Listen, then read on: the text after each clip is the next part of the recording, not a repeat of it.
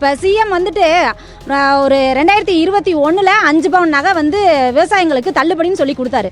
நாங்கள் 2017 வச்சோம். எங்கள் நகை எங்கே போச்சு? இதுக்கான ஆக்ஷன் என்ன சார்? அடகு வைக்கப்பட்டு கையாடல் செய்யப்பட்ட 40 சவரன் நகையை திருப்பித் தர கூறி மதுரை மாவட்டம் கள்ளிக்குடி சத்திரம் தொடக்க வேளாண்மை கூட்டுறவு வங்கியை திறக்க விடாமல் பாதிக்கப்பட்ட பெண்கள் முற்றுகையிட்டனர். கடந்த 2017 ஆண்டில் அடகு வைக்கப்பட்ட 11 பேரின் நகைகளை கையாடல் செய்ததாக ஊழியர் பாலசுப்பிரமணியன் பணி நீக்கம் செய்யப்பட்டுள்ளார். ஆனாலும் நகையை திருப்பிக் கொடுக்க எந்த நடவடிக்கையையும் கூட்டுறவு வங்கி நிர்வாகம் எடுக்கவில்லை என அவர்கள் குற்றஞ்சாட்டி உள்ளனர். சார், இந்த சோளம்பட்டி சொசைட்டியில் நாங்கள் 2017 நகை அடகு வச்சோம் சார். இப்போ 2024 ஆச்சு. இப்போ வரைக்கும் எங்கள் நகைக்கு என்ன பதில்னே தெரியல. 2017 நாங்கள் நகையை திருப்ப வந்தப்போ உங்கள் நகையை களவான் போயிட்டாங்க, அது யார், இங்கே உள்ள வேலை பார்க்குறவங்களே தூக்கிட்டு போயிட்டாங்கன்னு சொன்னாங்க சார். இப்போ வரைக்கும் அதுக்கான பதில் எதுவுமே கிடைக்கல சார். நாங்கள் மன உளைச்சலில் இருக்கோம் சார். நாங்கள் அலைஞ்சிட்டே இருக்கோம். 2017 இருந்து 2024 வரைக்கும் நாங்கள் அலைஞ்சிட்டு இருக்கோம் சார்.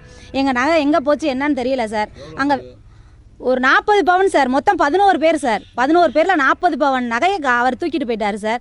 இப்போ நாங்கள் அந்த 3 நாளாக இங்கே ஆஃபீஸை லாக் பண்ணியிருக்கோம் சார். அவங்க கவர்மெண்ட்டில் வேலை பார்க்குறவங்க பரவாயில்ல அப்படின்னு லாக் பண்ணிவிட்டு அவங்க பாட்டுக்கு போயிட்டாங்க சார். நீங்கள் பாட்டுக்கு இங்கே வேலை பார்க்குற பாலசுப்பிரமணியன் அவர் ப்ரீடில் இருந்தால் தர்மதுரை அவங்க 2 பேரை தான் சார் தூக்கிட்டு போயிட்டதா சொல்கிறாங்க. நாங்கள் அதை பார்க்கல. நாங்கள் வச்சது சொசைட்டியில் தான் அடகு வச்சோம். நாங்கள் சொசைட்டியை தான் கேட்க முடியும். கேட்டால் இவங்க என்ன சொல்கிறாங்கன்னா, நீங்கள் பாலசுப்பிரமணியனை போய் பாருங்கள், அவங்கள்ட்ட போய் பேசுங்க அப்படின்னு சொல்கிறாங்க சார்.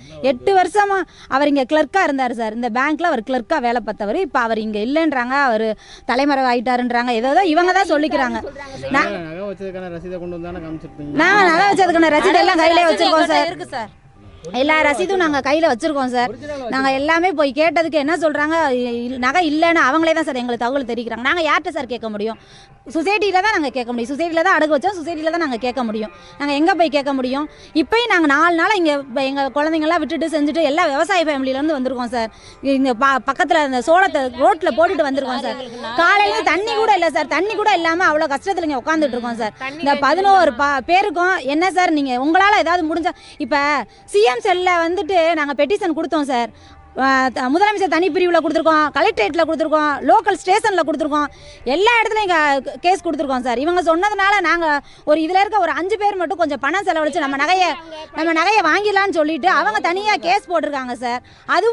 அதுக்கானது அவங்க கோர்ட் ஆர்டர் கொடுத்துருக்காங்க. 3 மாதத்தில் இவங்களுக்கான ஒரு பதில் சொல்லுங்கன்னு கோர்ட் ஆர்டர் கொடுத்தும் ஒன்றும் பண்ணல சார். அப்போ இவங்க கவர்மெண்ட்டுக்குள்ளேயே அவங்க சொல்கிறத இப்போ கோர்ட் ஆர்டரை இவங்க மதிக்கலை சார். இப்போ நாங்கள் வந்து கேட்டு லாக் பண்ணிவிட்டு அவங்க பாட்டுக்கு நீங்கள் பாட்டுக்கு இருங்க. அப்போ இவங்களுக்கு எப்படி சார் சம்பளம் வரும்?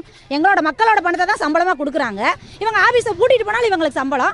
ஆனால் திறக்க வந்துட்டு போயிட்டாங்க. அதுக்கான வீடியோ வச்சுருக்கோம் நாங்கள்.